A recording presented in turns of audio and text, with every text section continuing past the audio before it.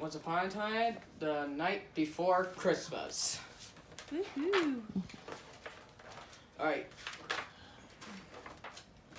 Twice the night before Christmas, when all through the house, not a creature was stirring, not even a mouse. The stockings were hung by the chimney with care, in hopes that St. Nicholas soon will be there. The children were nestled with snug in their beds, while visions or sugar plums danced in their heads, and Mama in her kerchief and I in my cap had just settled down for a long winter's nap. When out on the lawn there rose such a clatter, I sprang from my bed to see what was the matter. Away to the window, I flew like a flash, tore open the shutters, and threw up the sash. The noon on the breast of the new-fashioned snow gave a luster of midday to objects below.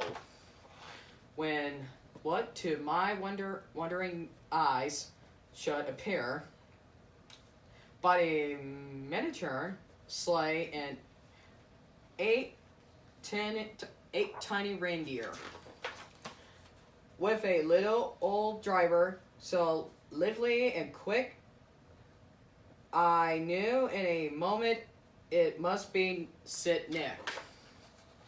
More rapid than eagles, his coursers, they came, and he whistled and shouted and called them by name. Now Dasher, now Dancer, now Prancer and Vixen, on Comet, on Cupid, on Dunder and Blitzen. Alright, up to the top of the porch, to the top of the wall.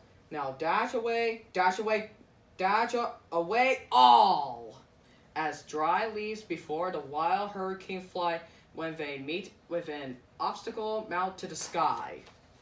So up to the housetop the coursers they flew, with sleigh full of toys and St. Nicholas too.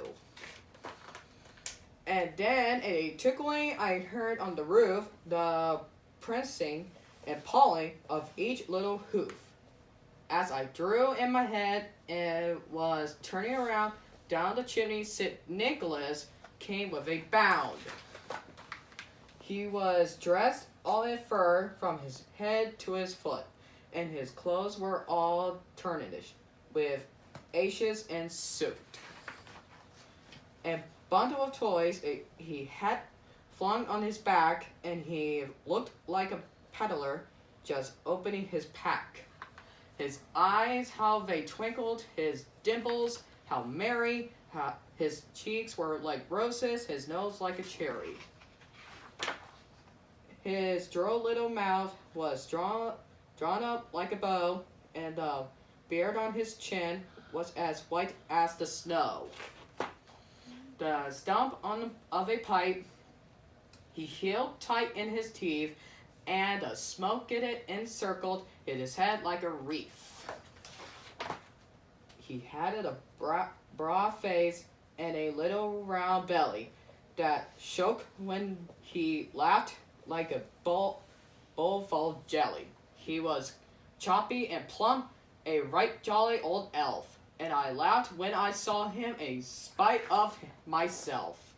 A winkle of his eye and a twist of his head soon gave me to know I had nothing to dread.